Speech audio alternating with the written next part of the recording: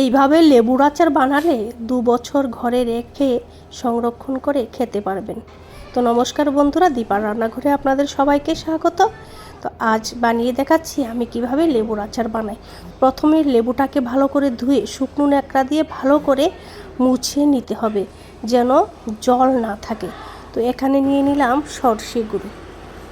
এবার কাটা লেবুগুলির মধ্যে দিয়ে দিলাম লবণ, লঙ্কার গুঁড়ো। লবণ আর লঙ্কা গুঁড়োটা কিন্তু একটু বেশি পরিমাণেই দিতে হবে। মনে রাখতে হবে এই আচারে যেন কোনো রকম জল না থাকে। দিয়ে দিলাম সরষে গুঁড়োটাও। এবার একটা চামচের সাহায্যে সবগুলা উপাদানকে আমি একসাথে মিশিয়ে নিলাম। এই আচারটা বানিয়ে আপনারা ভাতের সাথে, রুটির সাথে, সব কিছুর সাথেই কিন্তু খেতে পারবেন। তো এখানে আমি এবার কাটা লেবুগুলাকে একটা বোতলের মধ্যে রাখছি।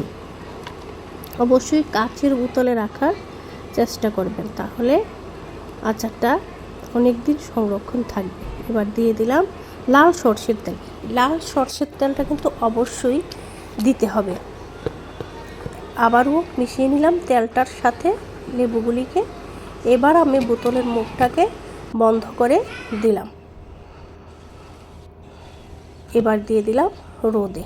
এভাবে প্রায় 6-7 দিন রোদে দিতে হবে। তো কেমন লাগলো অবশ্যই জানাবেন।